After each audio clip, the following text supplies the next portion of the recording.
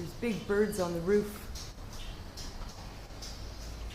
So I just wanted to show you guys my stance. But I'm ready. Hi, birdie.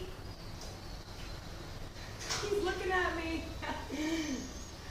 So here's my stance. Oh, I'm ready.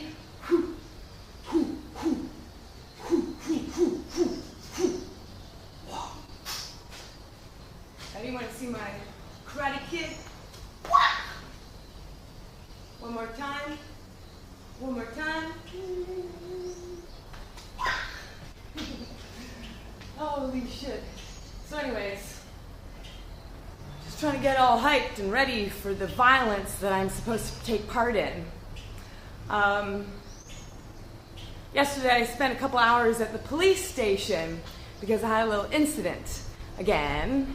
And, you know, it was basically an unproductive 2 hours at the police station. But what they did tell me is that I need to defend myself. And so if somebody is showing me physical violence, I need to protect myself by also being physically violent.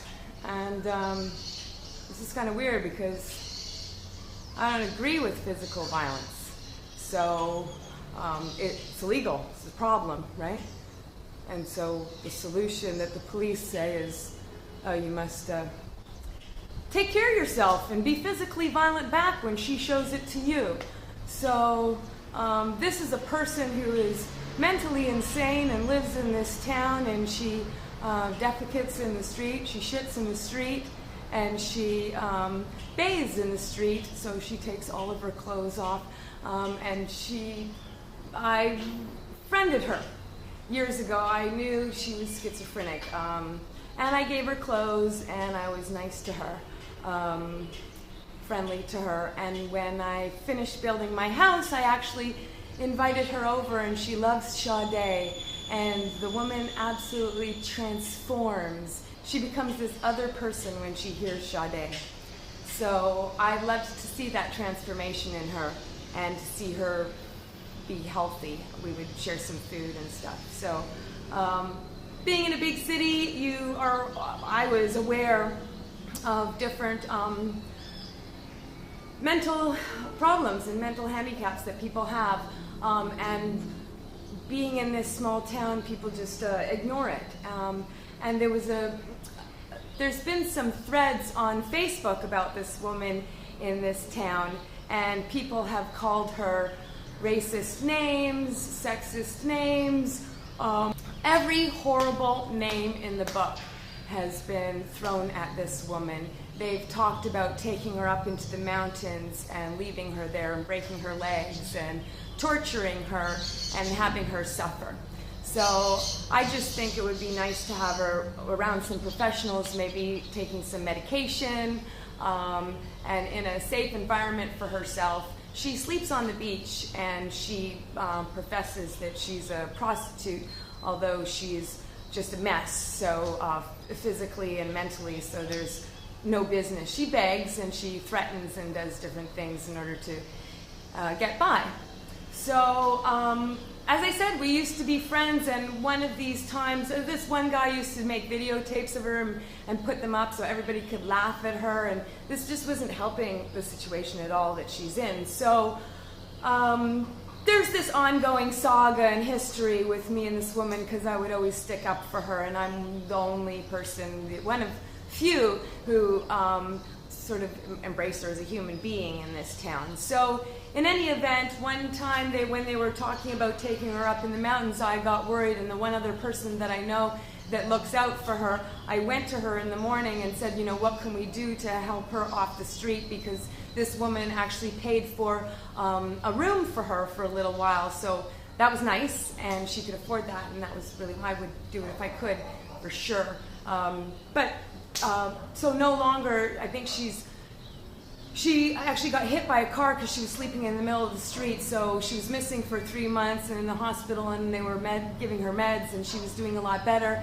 And because they told her she had a hip problem. She was continually taking medication. Now she's no longer taking the medication. And she, I think they were smart enough to tell her that the meds aren't for schizophrenia, but they are for her hip. So when her hip got better, she stopped taking the meds and she went crazy again. Anyway, she has tendencies of being violent. She's told me about the voices in her head. We're sitting there sometimes and she'll turn around and she'll just start screaming at somebody and telling them to shut up. I say, hey, you know, there's nobody there.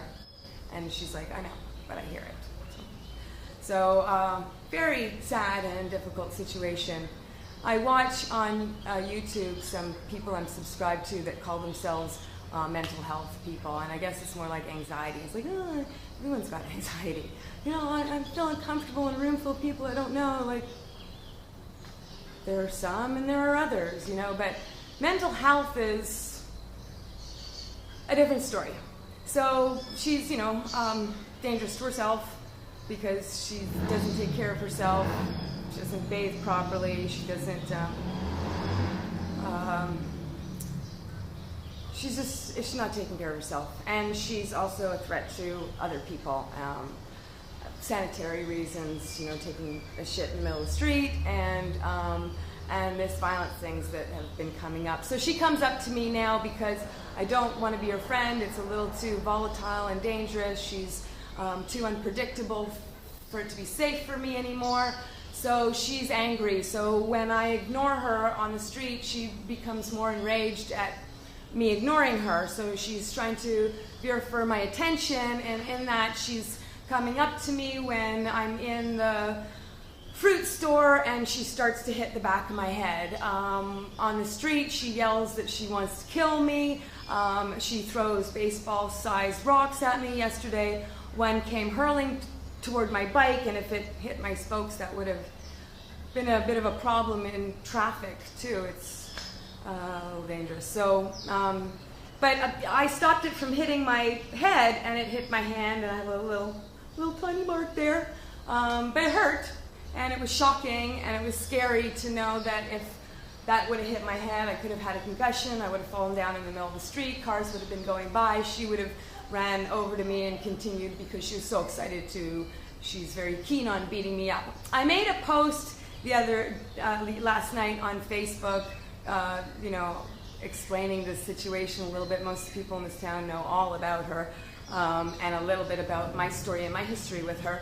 So I guess it was a call out, like, for help, because I'm about to, tomorrow morning, I was gonna do it today, go buy a can of mace, and a friend of mine, this guy that I know is, you know, he says that I should empty the can into her face. I just can't see myself doing it. I understand.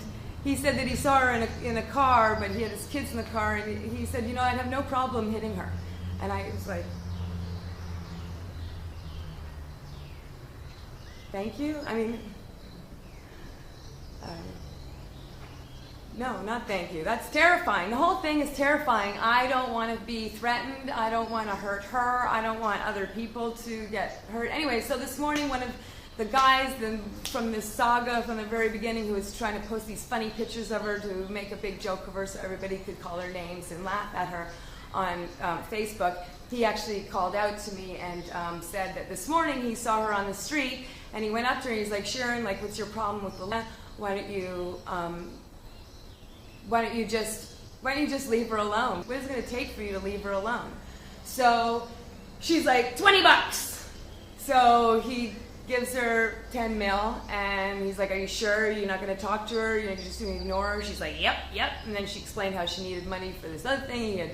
She squandered another 3,000 colones from him, and so that's 13,000 that she got from him. That's about $26, and that calmed her, and apparently she's going to leave me alone, because it's been about 8 times that rocks have come my way. Last week I was walking my 3-legged dog, and I had a thing full of groceries, and she came and she's like, are you scared of me? You're gonna run from me? And she started, running after me. I'm not trying to run with my 3-legged dog and my groceries. I realize it's not happening. There's a big open field in front of me with nowhere to go. Like, okay, I'm gonna fight with my life with this schizophrenic, crazy person.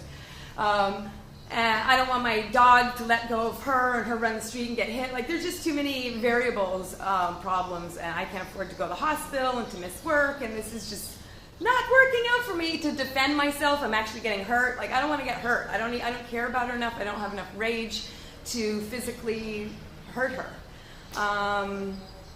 So how can I dodge her for the rest of my life?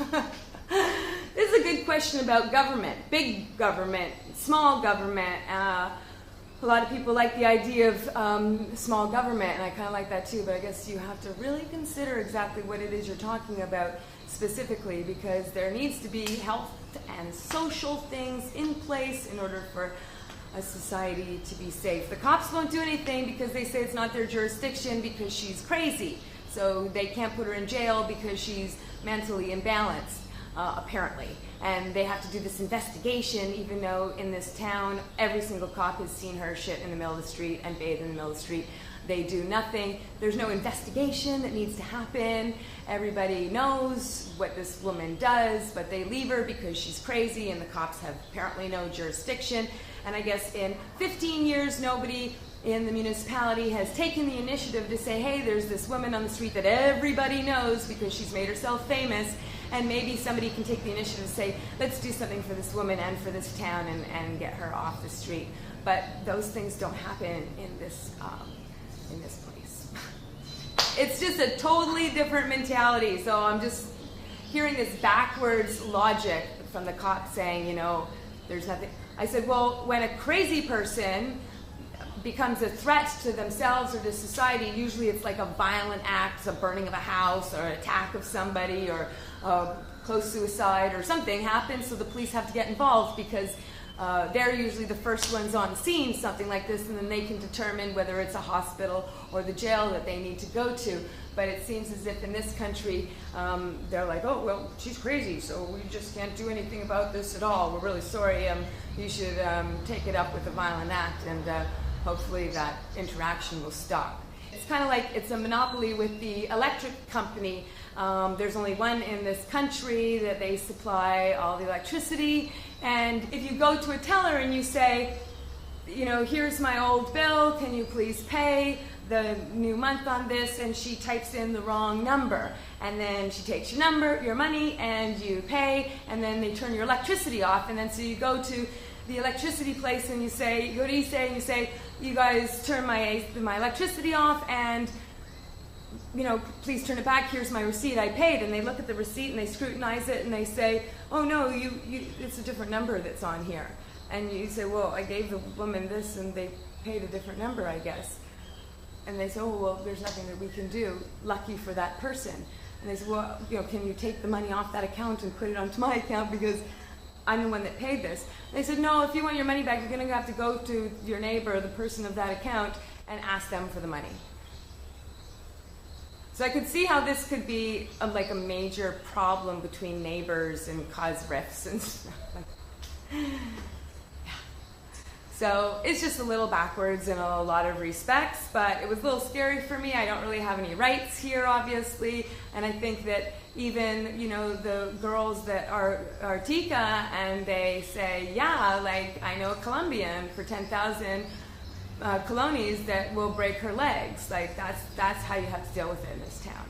And I'm just like, wow, you know, this is so barbaric. It's so Wild West. It's so Bronze Age. And I just feel like I like the living in a civilized society.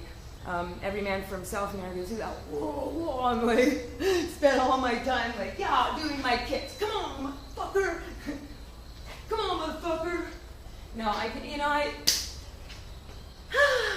I don't want to fight her. I don't want to fight her. Anyways, you might notice that I have my transgender lashes. I kind of took to that one time that I went and I did the video of them.